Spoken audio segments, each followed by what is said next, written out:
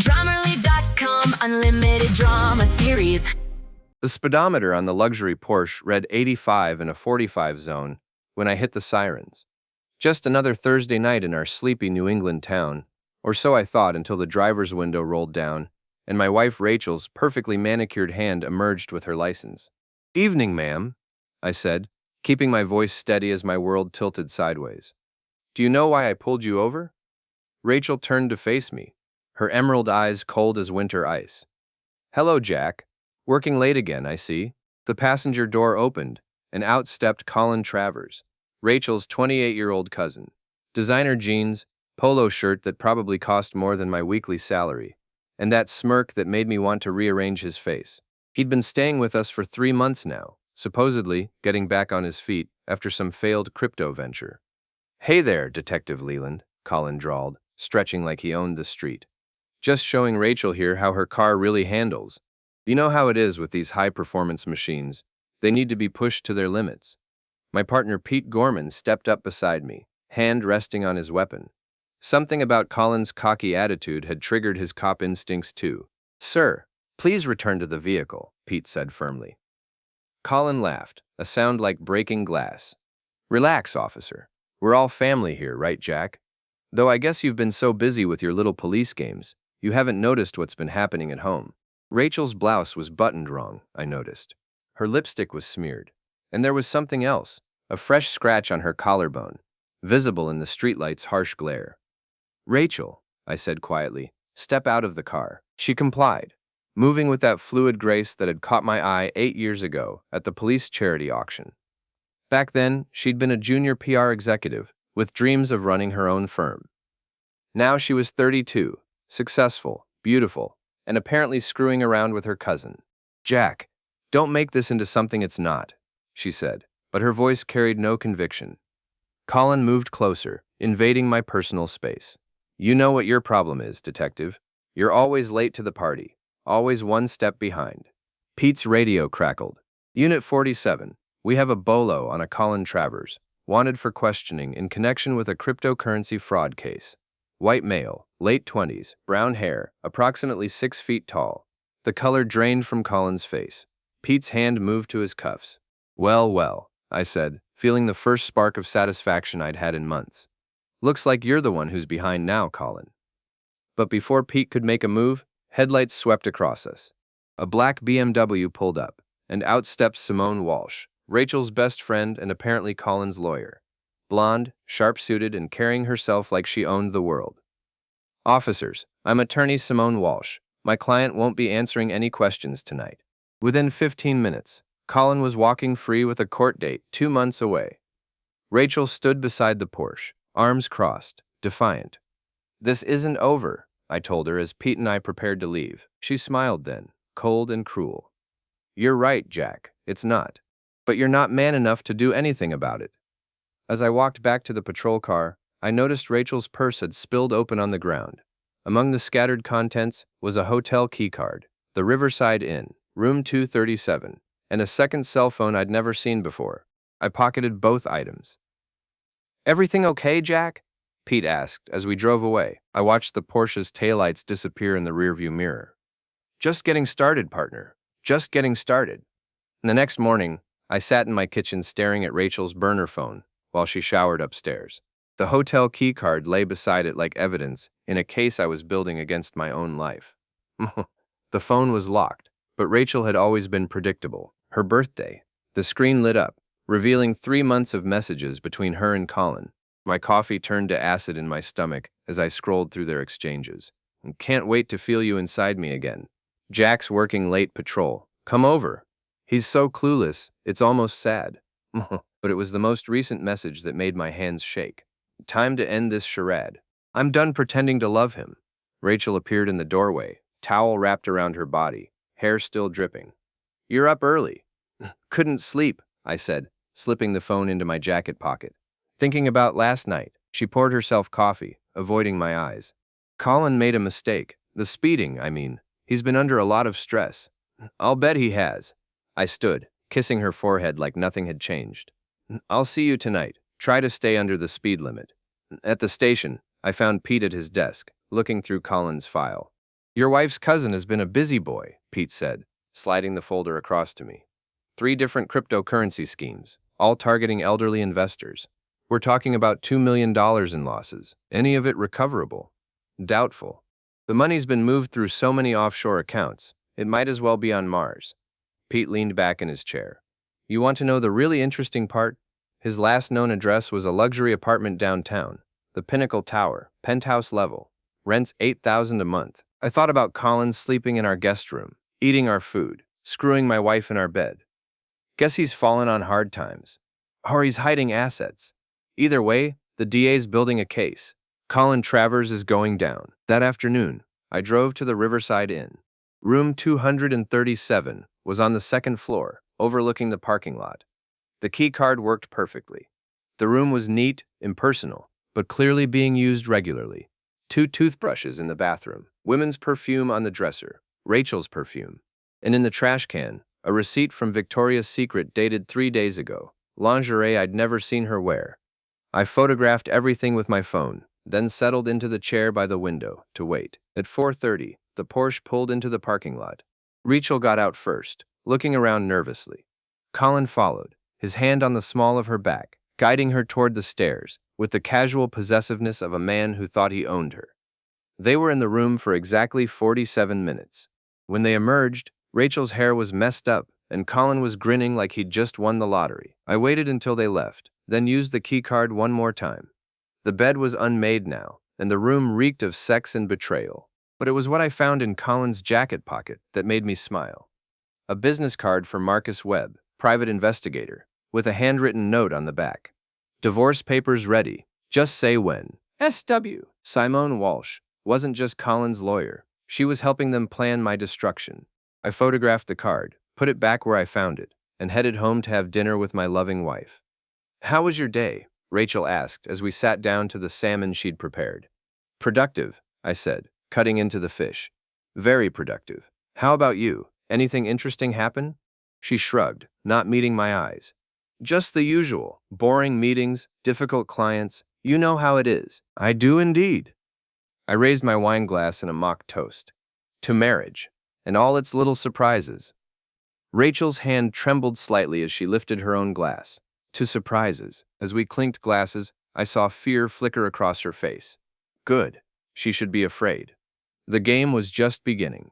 My sister Mara owned a small tech repair shop downtown, and more importantly, she had skills that weren't exactly legal, but were definitely useful. When I showed up at her store Friday morning with Colin's business dealings spread across her workbench, she whistled low.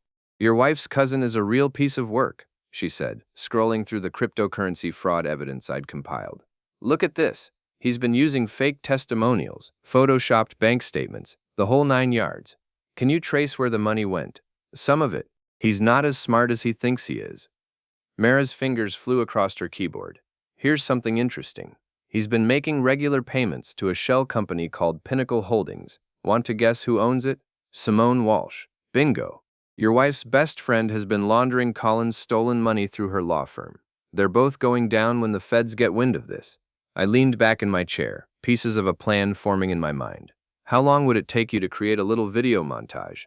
Something showing Colin's lavish lifestyle contrasted with his victims' stories? Give me 2 hours and access to his social media accounts. Consider it done. That evening, I followed Colin to the Brass Lantern, our town's seediest bar. He was meeting with 2 other men I didn't recognize, probably more victims or co-conspirators. I positioned myself at the bar where I could watch and listen. Colin was drunk within an hour, bragging loudly about his investment strategies and stupid old people who deserved to lose their money. He pulled out his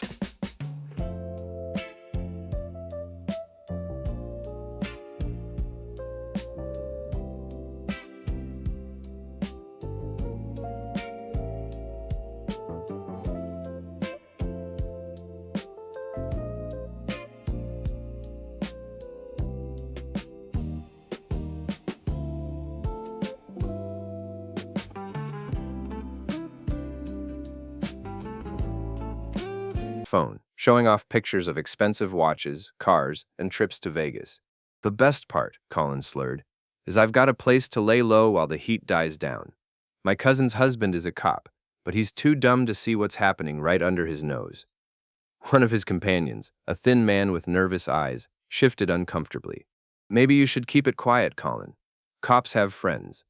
Colin laughed, loud enough to draw stares from other patrons. Jack Leland couldn't catch a cold in a blizzard. Besides, I'm keeping his wife plenty busy. She can't get enough of what I'm giving her. I'd heard enough.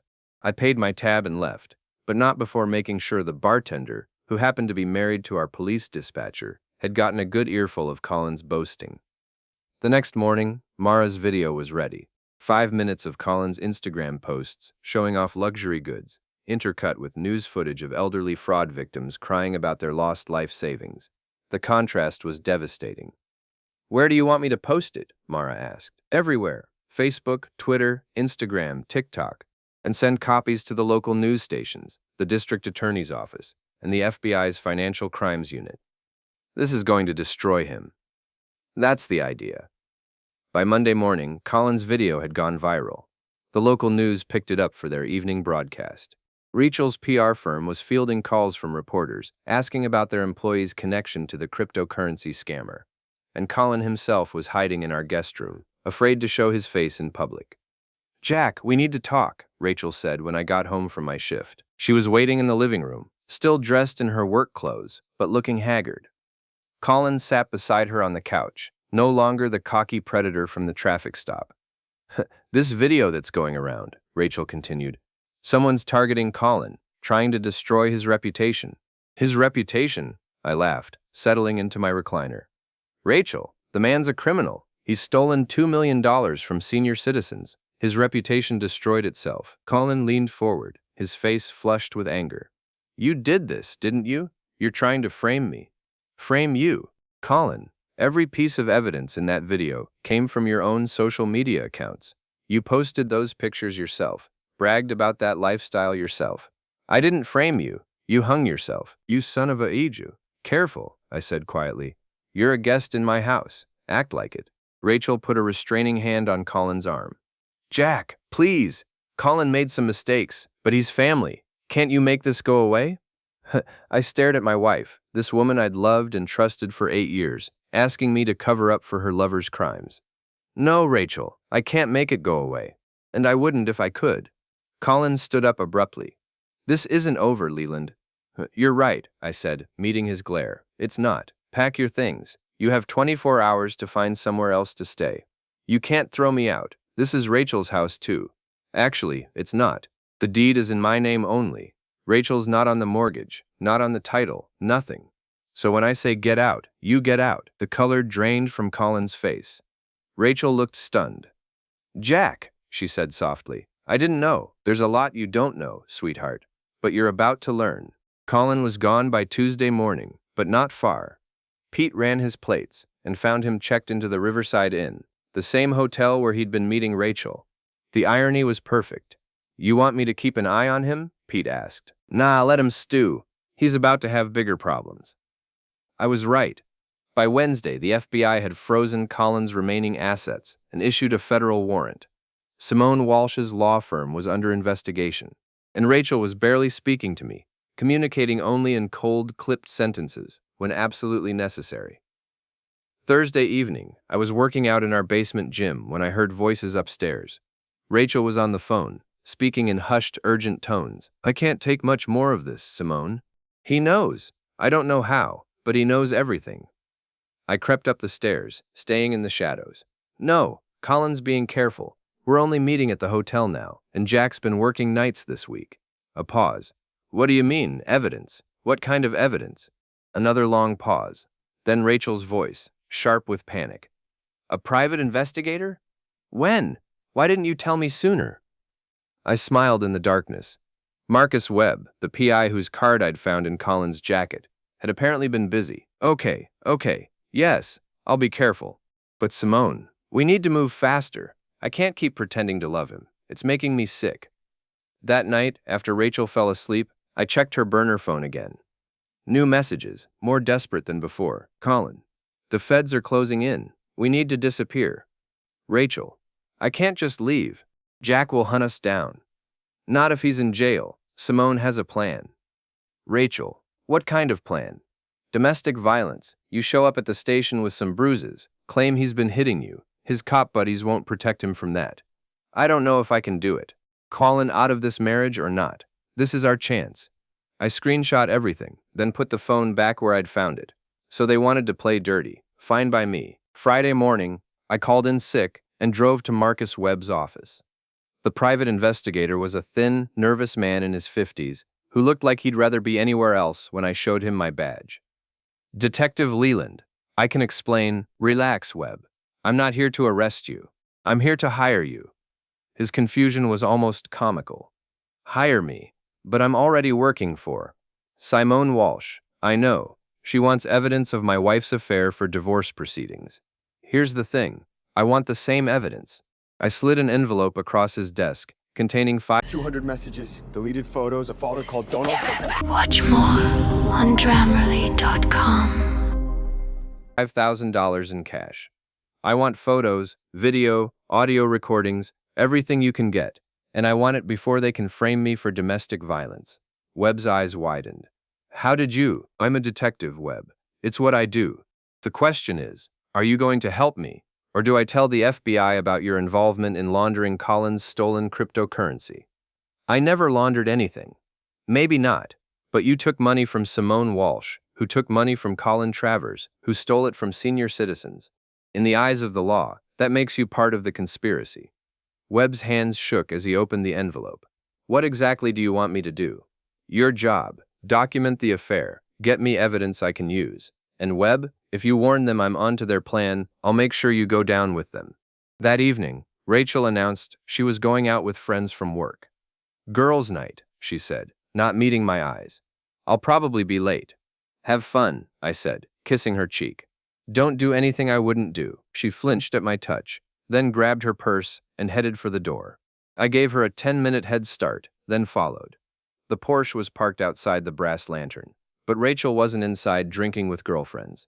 According to the desk clerk at the Riverside Inn, she'd checked into room 237 20 minutes earlier. I settled into my car across the street and waited. At 11:47 p.m., my phone buzzed with a text from Marcus Webb. Got everything you need. Check your email. No. The photos were damning. Rachel and Colin in passionate embraces, entering and leaving the hotel room, sharing intimate dinners at restaurants across town. But it was the audio recording that sealed their fate. Colin's voice, clear as day. Once we get rid of Jack, we can access his pension, his life insurance, everything. Simone says a domestic violence conviction will void his benefits, but if something happened to him after that, Rachel, you're not talking about killing him? Colin. I'm talking about whatever it takes. You want to be free or not? Rachel. Yes. God help me, yes. I sat in my car listening to my wife plot my destruction, and felt something cold and hard settle in my chest. The woman I'd loved, the woman I'd built a life with, wanted me dead. Fine. If she wanted to play for keeps, I'd show her what that really meant. Saturday morning, I found Rachel in the kitchen making coffee, humming softly like she didn't have a care in the world. She was wearing the silk robe I'd bought her for our anniversary, her hair pulled back in a loose ponytail. Sleep well? I asked, pouring myself a cup. Like a baby. You? Oh, I had the most interesting dreams. Want to hear about them? She tensed slightly but kept her voice light. Sure. I dreamed I was watching a movie, a thriller about a cheating wife and her criminal lover plotting to destroy her husband. Really gripping stuff. Great audio quality, too. Rachel's hand froze halfway to her mouth. Jack, what are you? I pulled out my phone and hit play. Colin's voice filled the kitchen. Once we get rid of Jack, we can access his pension, his life insurance, everything. No. The color drained from Rachel's face. The coffee mug slipped from her fingers, shattering on the tile floor. Oops, I said. Looks like you made a mess. Jack, I can explain. Can you? Because from where I'm sitting, it sounds like you and Colin are planning to frame me for domestic violence, then have me killed. But please, explain how I misunderstood that. Rachel backed against the counter, her eyes darting toward the door. It's not what you think. We were just talking. Just what? Just fantasizing about my death? Just planning to steal my pension? Just destroying 8 years of marriage for a 2-bit criminal? You don't understand. Colin and I, we have something real. What you have is over. I set my phone on the counter, the recording still playing. Colin's going to federal prison, Rachel. The FBI has enough evidence to put him away for 20 years, and Simone's going down with him for money laundering. That's impossible, Simone said. Simone said a lot of things, most of them lies. I pulled out a thick manila envelope and tossed it on the counter. Photos, audio recordings, financial records, everything. Your affair, Colin's crimes, Simone's involvement, it's all there. Rachel grabbed the envelope with shaking hands, spilling photos across the counter. Images of her and Colin kissing, embracing, entering hotel rooms. Her face crumpled. How long have you known? Since the night I pulled you over. You've never been good at hiding things, Rachel. You're just good at lying to yourself. She looked up at me, tears streaming down her face. Jack, please, we can work through this. I made a mistake, but... A mistake, Rachel. You've been planning my murder. That's not a mistake, that's attempted conspiracy to commit homicide. I never said I wanted you dead. I rewound the recording to her voice. You're not talking about killing him? And then, after Colin's response, yes, God help me, yes.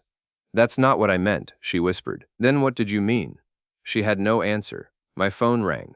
Pete's name on the display. Jack, we've got a problem, he said without preamble. Colin Travers just walked into the station claiming you've been harassing him.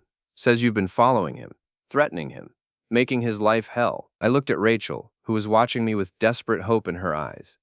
Is that right? He's got Simone Walsh with him, and they're demanding to file charges.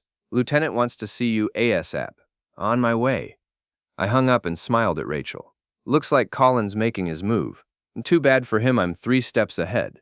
What do you mean? I mean, I've been documenting everything, Rachel. Every move, every conversation, every crime. When Colin tries to claim I've been harassing him, I'll show them the evidence of his fraud, your affair, and your conspiracy to frame me. I headed toward the door, then paused. Oh, and Rachel? Pack your things. Whatever happens at the station, you won't be welcome here anymore. Jack, wait. But I was already gone. At the police station, I found Colin and Simone in Lieutenant Harris's office, looking smug and confident. That confidence evaporated when I walked in carrying 2 thick file folders. Detective Leland, Lieutenant Harris said. Mr. Travers here claims you've been stalking and harassing him. That's a serious accusation, I said, taking a seat across from Colin. I hope he has evidence to support it. Colin leaned forward, his face flushed with righteous indignation. You've been following me, threatening me, trying to destroy my reputation with that video. What video would that be? I interrupted. You know what video? The one showing my personal photos, making me look like some kind of criminal. Oh, you mean the video that used your own social media posts to document your cryptocurrency fraud, the one that led to your federal warrant. Simone placed a restraining hand on Colin's arm. Detective, my client is simply trying to rebuild his life after some unfortunate business dealings. Your harassment is making that impossible. I opened the first folder and slid a stack of photos across the desk. These were taken by a private investigator you hired, Miss Walsh. They show Colin having an affair with my wife. Are you claiming I harassed him by documenting crimes you were already investigating? Lieutenant Harris picked up one of the photos, his eyebrows rising. This is your wife, Jack. Was my wife. As of this morning, she's just another cheating spouse. I opened the second folder. But that's not the interesting part. The interesting part is the conspiracy to frame me for domestic violence, then have me killed. I hit play on my phone. Colin's voice filled the room. I'm talking about whatever it takes. You want to be free or not? Rachel's voice. Yes. God help me, yes. The silence in the room was deafening. Colin's face went white. Simone looked like she'd been punched in the stomach. Lieutenant, I continued, I believe you'll find that Mr. Travers and Miss Walsh are guilty of conspiracy to commit fraud, conspiracy to file false police reports, and conspiracy to commit murder. I have 3 months of evidence documenting their crimes. Lieutenant Harris was already reaching for his phone. I'm calling the FBI. Colin Travers, you're under arrest. As the handcuffs clicked around Colin's wrists, he looked at me with pure hatred. This isn't over, Leland. You're right, I said. It's not. But you'll be watching the rest from a federal prison cell. The news of Colin's arrest spread through town like wildfire. By evening, it was the lead story on every local channel. Cryptocurrency scammer arrested in murder plot. Rachel's face appeared in several of the reports, identified as the wife who helped plan her husband's death. I was sitting in the brass lantern, nursing a beer and watching the coverage on the bar's TV, when Dottie Henderson slid onto the stool beside me. Dottie was our 70-year-old neighbor, the town's unofficial gossip queen, and apparently Colin's biggest victim. "Jack Leland, you beautiful man," she said, ordering a whiskey neat. "Do you know what that little bastard stole from me?" "I'm afraid to ask. My entire retirement fund. $47,000. Gone. He told me it was a guaranteed investment, showed me fake testimonials, the whole 9 yards." She raised her glass in a toast. "To justice, and to the cop who served it." We clinked glasses as the news switched to footage of Simone Walsh being led away in handcuffs. Her law firm was being raided by federal agents, and early reports suggested the money laundering charges were just the beginning. "What about your wife?" Dottie asked. "What about her? She going to jail too?" I considered the question. Rachel had certainly conspired with Colin, but proving she intended murder would be difficult. More likely, she'd face charges for the fraud conspiracy and walk away with probation and a ruined reputation. "I don't know," I said honestly, "but she's not my problem anymore." "Good for you. Life's too short to waste on people who don't appreciate what they have." The bar's door opened, and Pete walked in, still in uniform. He looked exhausted but satisfied. "Hell of a day," he said, ordering a beer. "The FBI's calling it one of the most complete fraud cases they've ever seen. Colin's looking at 25 to life, and Simone's not far behind. What about the money? They recovered about 60% of it. Turns out Colin wasn't as smart as he thought. Most of the offshore accounts were traceable. Dottie, you should get most of your retirement back." The old woman's eyes filled with tears. "Thank God. I thought I'd be eating cat food for the rest of my life." "Speaking of which," Pete continued, "there's something you should know, Jack. Rachel's been calling the station all day, trying to cut a deal. She's claiming she was coerced, that Colin threatened her, that she never really wanted you hurt. And the FBI's not buying it. The recordings are pretty clear. She was a willing participant." I felt a strange mix of satisfaction and sadness. 8 years of marriage, reduced to evidence in a federal case. "There's more," Pete said quietly. "She's been telling people around town that you set her up, that you're the real villain in all this. Some folks are starting to believe her. Let them. The truth has a way of coming out." As if summoned by our conversation, the bar's door opened again, and Rachel walked in. She looked terrible. Hair unwashed, clothes wrinkled, dark circles under her eyes. The entire bar fell silent as she spotted me and walked over. "Jack, we need to talk." "I don't think we do. Please, 5 minutes. That's all I'm asking." I looked around the bar. Every eye was on us, waiting to see how this would play out. Dottie was recording with her phone, probably live streaming to Facebook. "Fine, 5 minutes." Rachel glanced around nervously. "Can we go somewhere private?" "No. Whatever you have to say, you can say it here." She took a shaky breath. "I know you're angry, and you have every right to be. But Jack, I never wanted you hurt. When Colin talked about what might happen to you, I was just scared. I didn't know what to say." "You said yes, Rachel. When he asked if you wanted to be free, you said yes." "I meant free from the marriage, not the other thing." "Then why didn't you come to me? Why didn't you tell me Colin was threatening me?" She had no answer. "I'll tell you why," I continued, my voice carrying across the silent bar. "Because you wanted me gone. Maybe not dead, but gone. Out of your life, out of your way, so you could be with your criminal boyfriend and spend my money. And everyone in this town knows it now." I stood up, tossing a 20 on the bar. "Your 5 minutes are up." As I headed for the door, Rachel grabbed my arm. "Jack, wait. What am I supposed to do now? I lost my job. I can't afford the house payments. I have nothing." I looked down at her hand on my arm, then back at her face. "You should have thought of that before you decided to destroy our marriage." I pulled free and walked out into the night, leaving Rachel standing in the bar with 30 pairs of eyes staring at her. Through the window, I watched her crumble, finally understanding that her actions had consequences. The next morning, I found divorce papers on my kitchen table. Rachel had signed them and moved out during the night, taking only her clothes and personal items. She'd left her wedding ring on the papers with a note. "I'm sorry. I hope someday you can forgive me." I threw the note away and called my lawyer. 3 months later, Colin Travers was sentenced to 28 years in federal prison. Simone Walsh got 15 years for money laundering and conspiracy.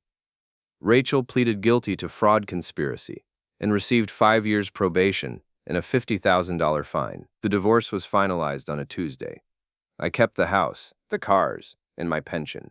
Rachel got nothing except a criminal record and a reputation that would follow her for the rest of her life. I never saw her again after that night in the bar, but Dottie kept me updated through the town gossip network. Rachel had moved to another state, changed her name, and was working as a waitress in a truck stop diner. Her dreams of running a PR firm were as dead as our marriage. As for me, I got a commendation from the FBI for my work on the cryptocurrency case. Pete and I were promoted to detective sergeants, and every evening I sat on my back porch with a beer, watching the sunset over the town I'd helped clean up. Some people said I was too hard on Rachel, that I should have shown mercy, but mercy is for people who deserve it, people who show remorse for their actions. Rachel had shown me exactly who she was when she thought I wasn't looking, and I had shown her exactly who I was when it mattered most. Justice isn't always pretty, but it's always fair. Rachel and Colin had made their choices, and they'd lived with the consequences. As for me, I'd learned that sometimes the people closest to you are the ones you should trust the least. But I'd also learned that when everything unravels, when your whole world falls apart, you can choose to be a victim, or you can choose to fight back. I chose to fight back, and I won.